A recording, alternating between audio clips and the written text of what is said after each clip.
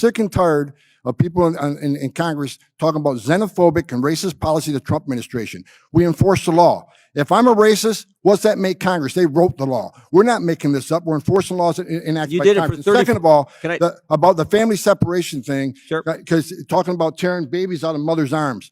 I'm the only one in this room who's been on that border. I'm the only one that's interviewed girls as young as 9 years old, been multiple times. You look in their eyes and they're dead. Their souls are gone. They have every ounce of what they think is humanity is gone because they were raped numerous times by criminal cartel members. I stood in back to a tractor trailer with 19 dead migrants at my feet, including a 5-year-old little boy.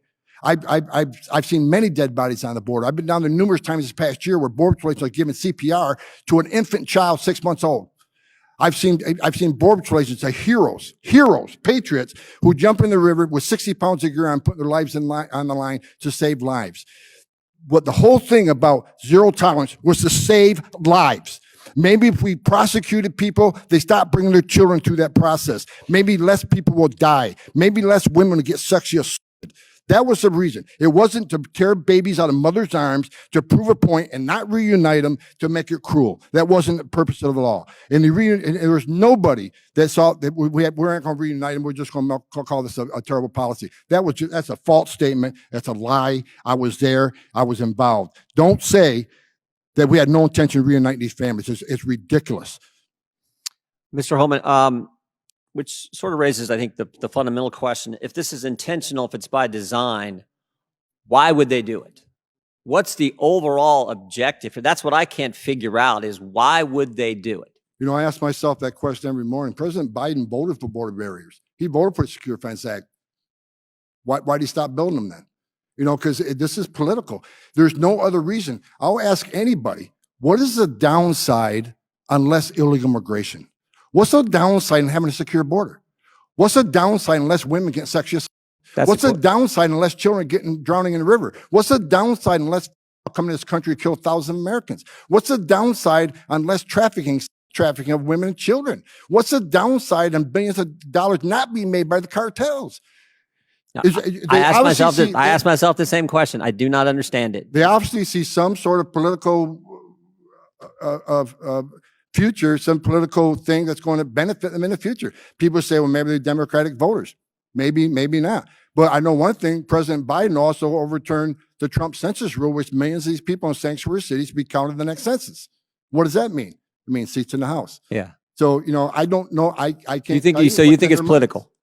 I know what Democrats have said. They've said we should abolish ICE. They've said we should abolish DHS. They've said that they're for non-citizens being able to vote. I mean, I don't know if that's just where the left is, but that to me is the fundamental question. That's a question I think Americans are asking. I get it all the time. Why would they allow this kind of situation to happen? Because the way I figure it, we're on pace to hit 12 million migrants coming in the country in the Biden administration. That's the magnitude of this phenomena. 12 million. That's equivalent to the entire population of our state of Ohio, 7th largest state. Now that's never happened, and certainly, I mean that's an unbelievable number. That's what we're on pace to do. It's being done intentionally. I think the American people like to know why. I think more importantly, the American people like to stop. Finally, I just asked this question. I don't see. Well, I'll let you and Mr. Edler respond to that. Well, bottom line is, while we're sitting here arguing this thing, while we're sitting here talking today in this beautiful room, women are being sexually assaulted making this journey. A child's going to die today. Over 300 people are going to die from poisoning that coming across the open border. When you take the vast majority of border patrol agents off patrol, off their national security duties, bad things happen.